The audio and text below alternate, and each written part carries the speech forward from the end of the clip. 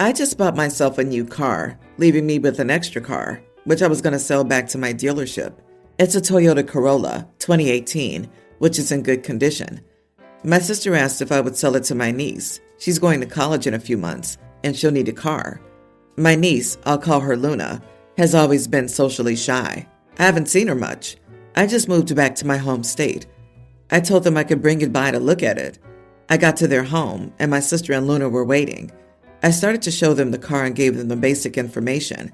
I asked who would be buying it, and my sister answered. She told me that Luna was buying it, and it would be in her name. So I started speaking to her, or at least trying to. Her mom would answer every question I asked her. For example, asked her how much she saved up. Her mom answered. How soon she'd need the car. Her mom answered. I've heard about 5 words the whole time I've been here, and it was when she was talking to her mom. I asked if she was interested in the car, and her mom answers. I told my sister I asked Luna, and waited for Luna to respond. I repeat the question, but she doesn't give an answer and just looks at her mom. I informed them I wasn't willing to sell my car if the person buying it could not communicate with me. So I ask again what she thinks of the car, and she turns around and walks inside. I informed my sister I would not be selling Luna the car. We argue that I shouldn't have put her on the spot. I know she's shy. I point out that if her daughter can't communicate, she'll be eaten alive at college. I tell her I would sell it to Luna if she contacted me. My sister called me a jerk. Am I the idiot for refusing to sell my car to my socially shy niece? Am I reading correctly that you're refusing to sell the car to Luna as punishment for not being more outspoken in front of her overbearing mother? You are the idiot. I really don't get why you were so triggered by your sister's dynamic with Luna. Did you feel you need to teach your niece a lesson? It's not unheard of for parents to buy a car for their children, and it doesn't seem that either was disrespectful to you. So it's hard for me to understand what you were trying to achieve with such an adversarial interaction. I guess Luna's uncle treats her as if something is wrong with her, so she doesn't feel safe speaking around him. He's punishing the girl for her shyness. It's just that basic.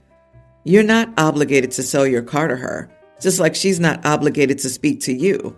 But it's bizarre to act like you're teaching her some valuable life lesson by holding the car over her. Just move on and sell it to someone else. You are the idiot for that part. It sounds like the uncle is the only one who doesn't treat her as if something is wrong with her. I fear that the daughter is so used to her mom speaking for her that she doesn't speak anymore and will never. It's a good thing OP is showing mom that speaking over her daughter is only going to cause her issues in life.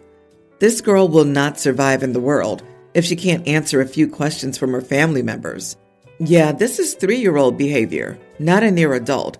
The comments are kind of crazy, like turning around and walking away without saying a word.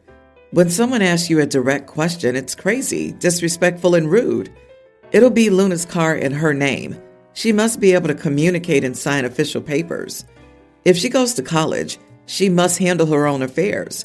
Not the idiot, but I would never sell a car to a family member. You'll feel obligated to pay for any needed repairs after they buy it from you. Update.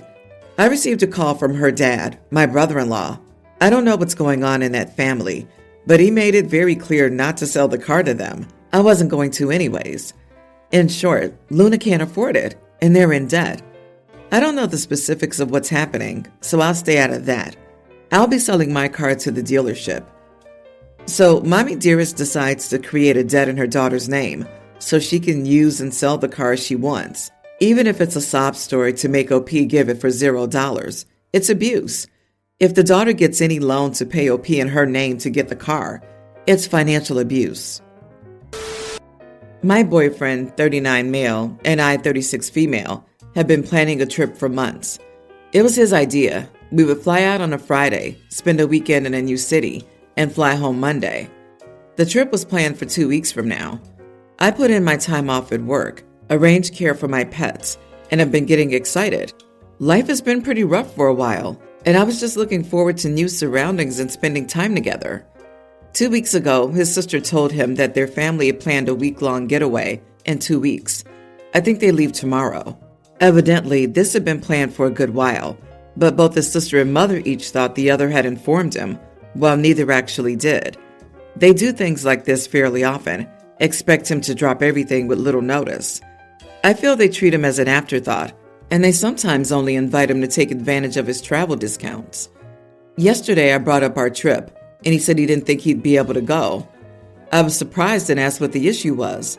He said he won't have the PTO at work for Friday and Monday, and that he can't financially afford it. He had to use up his PTO on this family vacation, and as I type this, he's headed to where his parents and brother live so he can pay to rent the vehicle they need to get to their vacation destination, an 8-hour drive which none of them wanted to use their own vehicle for. He'll be driving his own vehicle and paying about $1,200 for their rental. Our finances are separate, and unless he asks for my opinion, I never comment on how he spends money. When I found out he was canceling our long-planned vacation because he was spending the entire trip's budget on a rental car for his family's relatively spur-of-the-moment getaway, I was angry. He accused me of not being very understanding and said he hoped if it were me in his shoes that I would do the same thing for my family. I told him I wouldn't, that I wouldn't cancel plans I had made with him months in advance because someone else wanted me to be available, and that I wouldn't be in that position because as grown adults, my family wouldn't plan a vacation with the assumption that I would pay to get them there. Now we're angry with each other. I'm upset that he canceled our trip on me for this, and he's mad that I'm upset about it. It may be an enormous overreaction, but I'm even having second thoughts about our entire relationship. I feel pretty unimportant and quite low on his list of priorities. We've been together more than 4 years. It's not like I'm just some girl he started spending time with, although that's how I'm left feeling. Losing my vacation is more than a little disappointing, but this also feels like another in the long list of ways he's shown me that I'm just not that important to him. So, am I the idiot? Should I have been more understanding and not upset that he canceled our vacation 2 weeks in advance because of his family's impromptu trip? Hop online or talk to a travel agent. Do they still have those? Right now. OP, you have time off and you aren't spending money on this trip with your boyfriend anymore. Go somewhere. Go somewhere you want to go. Somewhere nice. By yourself or with a companion, if one's available on such short notice. But a companion's not required. Bonus points if it's somewhere you've always wanted to go, but boyfriend didn't. Even more bonus points if it's someplace he always wanted to go. Do not sit home while your boyfriend is off with his family. You were ready to go on a long-awaited trip, so do it. You weren't even asked if you wanted to go, and it sounds dreadful, this long ride. Why can't these people hop on a plane anyway? Oh, wait, I don't even care. While you're on your fabulous trip, you can take time to think about your relationship and where you stand in your boyfriend's priorities. I like this idea. If he doesn't want to go on the vacation with you, that's his loss. You go, OP, and have the time of your life. But remember, he is showing you where you are in his list of priorities. He'd rather suck up to his family that treats him poorly than build his relationship with you. While he's away and you go on your own trip, think about how you want to spend your life and the type of person, if any, you want to spend it with, and then act accordingly. This is one of those situations where it's about far more than just a canceled trip.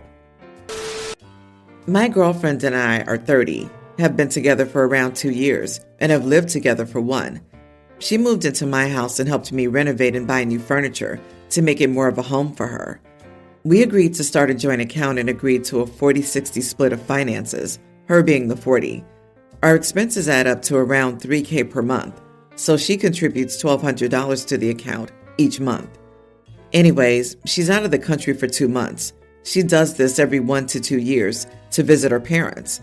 She basically quits her job to do this, but prepares for this with savings.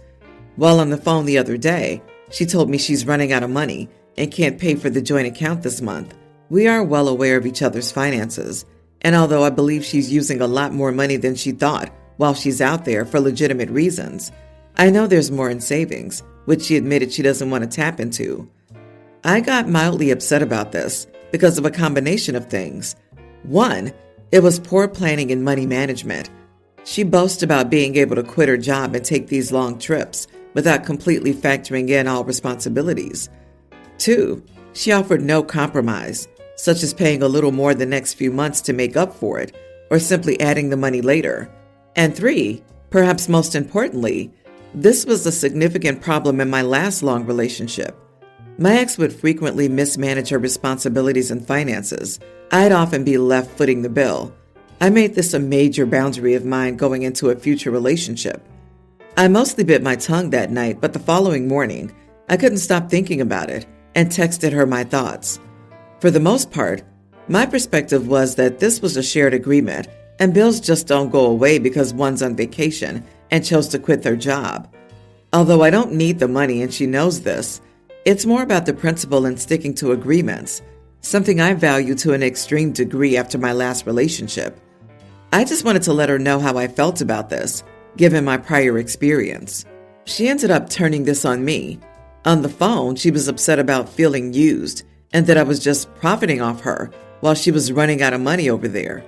She said she shouldn't have to pay while she's not home. I again explained the idea of bills not vanishing while on vacation. Still, I also had no idea she had financial problems. I told her I understood her situation and eventually told her that she could keep the money. But it was not about the money for me, but more about honoring commitments. These are our expenses and don't just go away. I asked her who would pay the bills if we both quit our jobs and were on vacation at the same time, as well as the idea of me taking a solo vacation and leaving her with 100% of the bills, simply because I wasn't home. Am I the idiot? Not the idiot. She said she shouldn't have to pay while she's not home.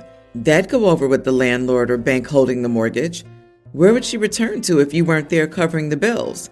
Is she having some genuine and unexpected emergency? I mean, that's what savings is for, but I was just wondering. Her parents essentially left her a house here in the States, so she's comparing any financial arrangement I present her with against free. But that's what I had to try to figure out. What sort of emergency led to this? In short, it wasn't an emergency, but enough for me to want to let it slide just for this event to pass. My house is mine, but her house is much older and requires far more work. When we agreed on this arrangement, my house was far closer to my job at the time. It's about in the middle now, but my house is far closer to most amenities, like malls, restaurants, activities, the gym, etc. On top of that, her brother's currently occupying the space.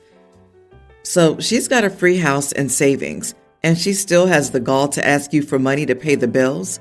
Yeah, bro. She needs to go and live in that free house. And if she doesn't want you to move in with her, she's not as invested as you are. The question, though, why isn't it 50-50? Why is she quitting her job in her 30s to go on vacation? Why are you enabling bad behaviors? Dude, you're bankrolling this nonsense. May and June are busy months for my family.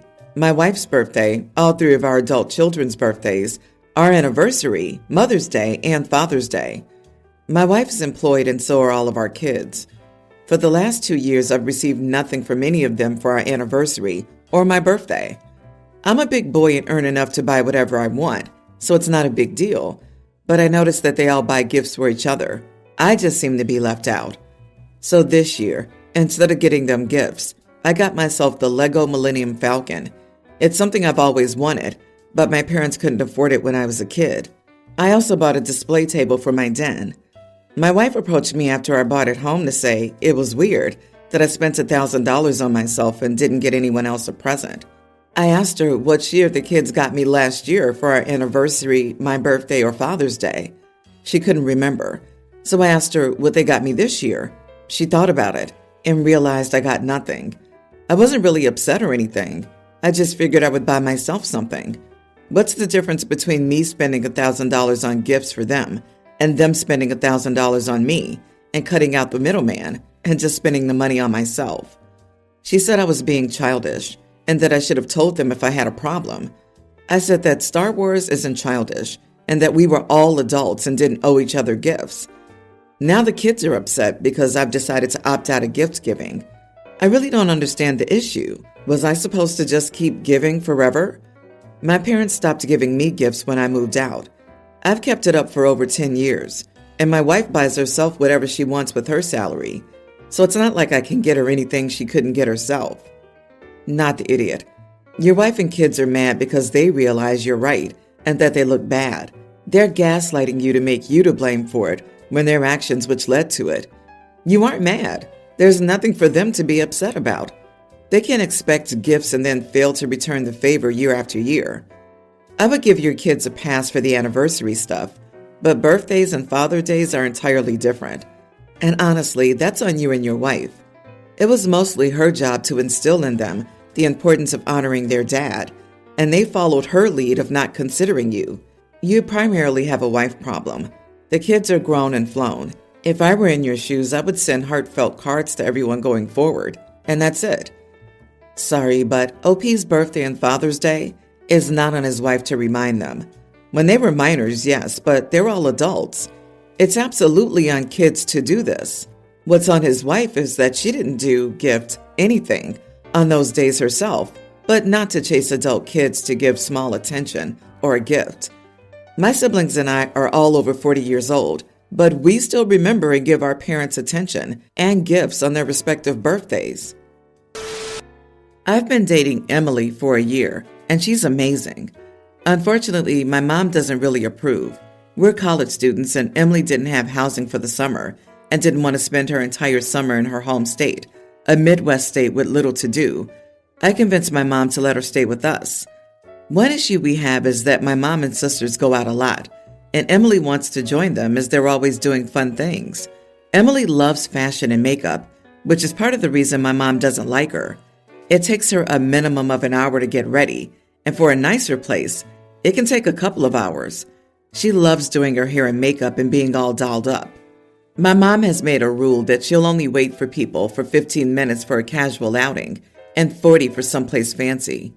The issue is that a lot of these outings are announced at the last minute, and Emily feels she can't be ready in 15 minutes. She feels my mom is trying to make her feel unwelcome, but honestly, I feel it's a fair rule as my mom isn't obligated to take us anywhere, and she hates waiting around. Am I the idiot for thinking my mom's rule towards my vain girlfriend is fair? Not the idiot. Not every outing is an Instagram-worthy occasion. Your girlfriend needs to adapt to her host, not the other way around. Your girlfriend needs to learn how to toss on some foundation, eyeliner, and lipstick and be good to go. Or, gasp, go without makeup.